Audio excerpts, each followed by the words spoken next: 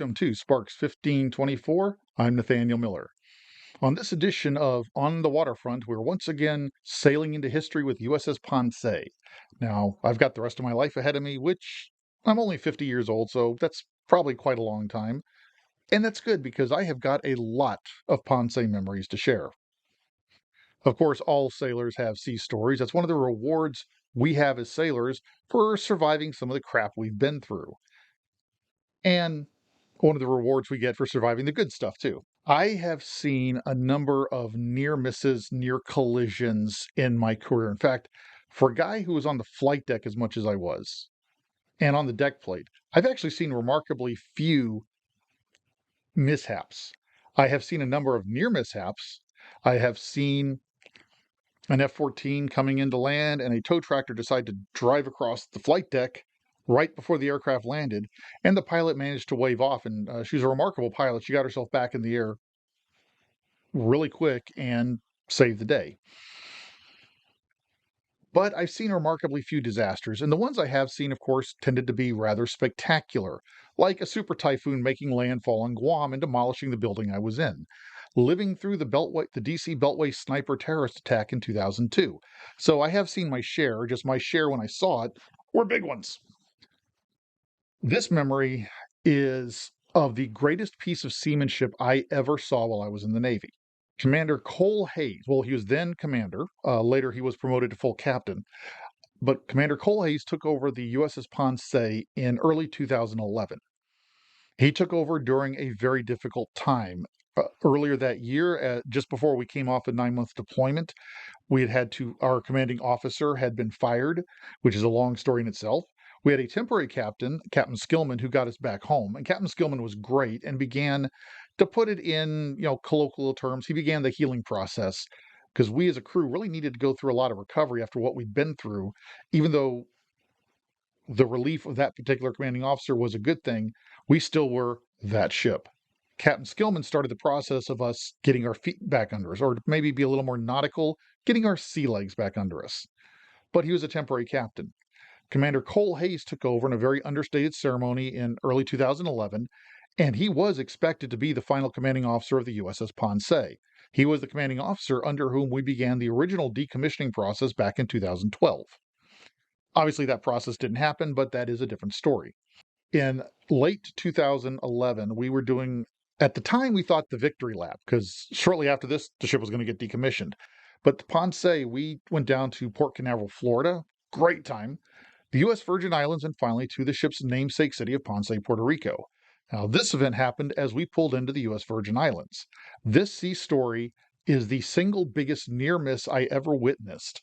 And it is also the single biggest moment of, oh my God, thank God, what might have been didn't have been or happen. Captain Hayes proved himself that day to be the greatest seaman I ever had the pleasure of serving under and witnessing. So, to set the story, we're heading into the U.S. Virgin Islands. We are a 45,000-ton amphibious assault ship. We're going to head into a pier, and we're going to go in stern first, moored starboard side. So, of course, we're going to need the tugs to help us out. Moored on the other side of the pier at the time was the MV Ruby Princess, a 114,000-ton cruise ship, and at the time in 2011, one of the newer ships in Princess Cruises' fleet. Logic and physics dictate the common sense that a ship like Ponce, built with fixed propellers and just 2 rudders at the aft end, cannot moor herself because she is not maneuverable enough. In the modern day, ships with vector thrust propellers, with bow thrusters, you have cargo ships the size of aircraft carriers that can spin on a dime and park themselves. These ships are still accompanied by tugs because if steering goes out and a 100,000-ton ship is adrift, you've got a problem. But the technology means these gigantic ships can usually park themselves. The tugs are only a backup. Well, Ponce was built in the 1960s and commissioned in 1971. And like I said, she had 2 fixed screws and 2 fixed rudders. Logic and common sense tells all of us, you're going to have tugs to put this ship into a pier. Captain Hayes proved otherwise. So we were heading into the pier, and I was up on the bridge wing as the ship's photographer. I was there to, of course, get all the imagery for public release. But one of the jobs of the Navy mass communication specialist is to document events in case something goes wrong, provide the evidence for the investigation, and hopefully that evidence will get the Navy off the hook by showing it was the other guy's fault. But that was one of my jobs, was to provide a visual record, not just for public affairs reasons, oh, rah, we're so cool, but if something happened, and something almost freaking happened. I was up on the bridge wing, and I was one of the few non-bridge, actually, as far as the enlisted crew, I was really the only non-bridge watchstander who had 24-hour bridge access because of my job.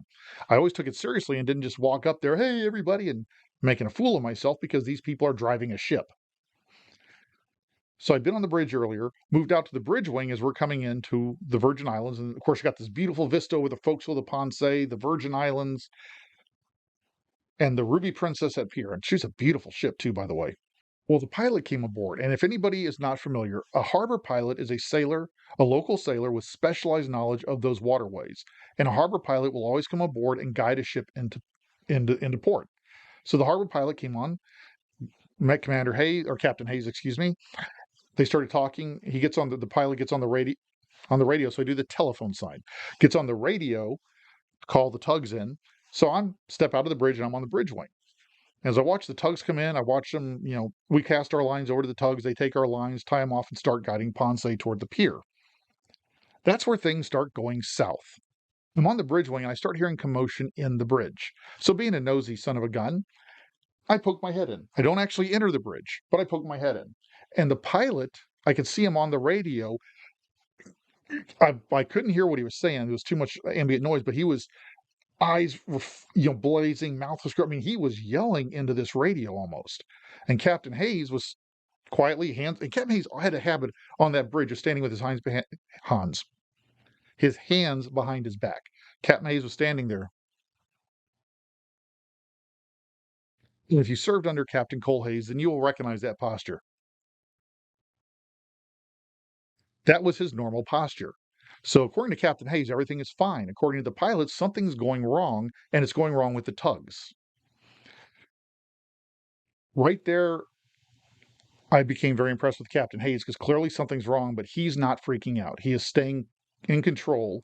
And as one of his crew, that made me feel a little better because at least my captain wasn't freaking out. He was still calmly looking at the situation. But to get out of the way, I left the bridge wing and headed down to the forecastle. I didn't need to be in the way. And besides, as we get near tying up, I need to be photographing our deck department, handling the lines and all the cool stuff. Plus, if something is going wrong, the forecastle is the best place for me to be to get a visual record. What was going wrong was the tugs were ignoring the pilot and were pushing and pulling us right toward the MV Ruby Princess. That's correct. The tugboats were pushing the 45,000-ton USS Ponce right at the bow of the 114,000-ton Ruby Princess. There's an old joke, tonnage wins, and it's a joke for a reason because tonnage wins. If we had hit that ship, the results for the Ponce would have been devastating. Needless to say, all of us on the forecastle were nervous. And I'm not trying to be funny when I say that. I'm trying to capture the feeling because there was a real unreality about it. We're sitting there looking at each other, looking at these tugs. I'm looking at the bridge wing and I'm seeing the pilot screaming in the radio. I mean, eyes are screwed up. And it's not that easy to see into the bridge when you're on the forecastle. You're looking through glass. Of course, we all know that bright light when you're outside makes it hard to see through glass anyway. Plus, it's about 100 feet away. So the figures in the bridge windows are about yay big. And this guy's face is so screwed up, I could clearly see it. And we could all see that we were heading toward a collision. There was just an unreality of, you've got to be shitting me. This is actually about to happen? And that is where Captain Hayes stepped in. He took over from the pilot, ordered our deck department to cast off the lines, and they got us untied from those tugs so fast, I actually didn't get any photos of it. It happened that the lines were off the tugs and in the water that fast. Ponce's engines, of course, her engines are running because they're providing power, but they roar to life. And as much as a dump truck of a ship could act like a speedboat, her stern, I swear, her stern dropped in the water just a hair as her screws bit in and pushed us forward and got us out of the way. But as they say on TV, but wait, there is more. This is where Captain Hayes proved himself to be the greatest seaman I ever got to see. We're all breathing a sigh of relief as the MV Ruby Princess is receding away from us. We're not about to be that ship on the news. My services, as far as the legal side, the investigative side, are not going to be needed. But then we realize the tugs aren't coming alongside again. The tugs are actually standing further and further off. And the Ponce is swinging her stern around and heading to the pier. We were supposed to as I said earlier, excuse me. We were supposed to moor stern in on our starboard side. That was the original mooring plan.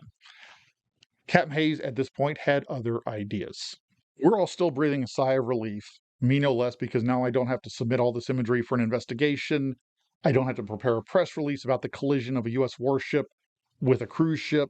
Nothing like that's going to happen. And we all realize, wait a minute, the tugs are not getting closer. Their tugs are still backing further away, but we're heading into the pier under our own power.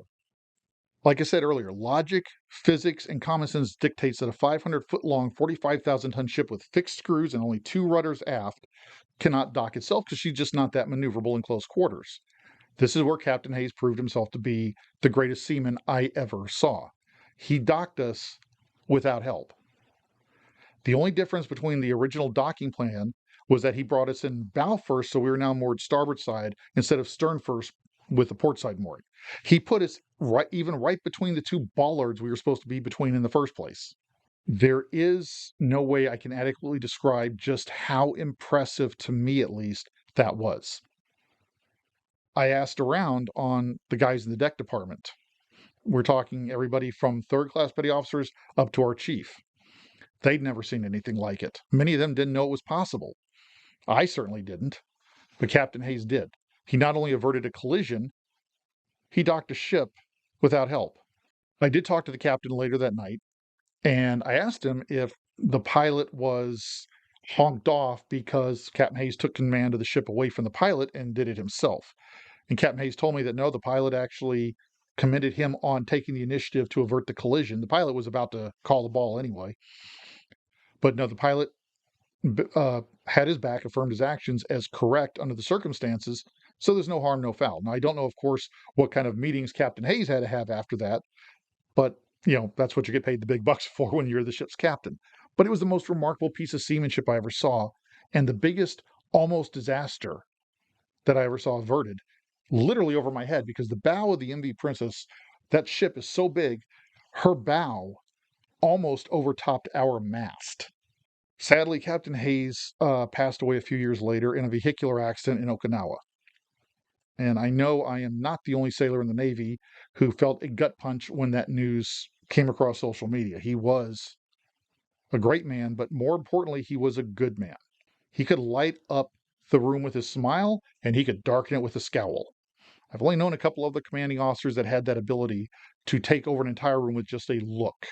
He did leave behind a family, and I can only, once again, years later, offer my condolences to them and let them know that he was a man who touched many lives. And from everything I've learned about him, all the lives he touched, he left a very positive impact on.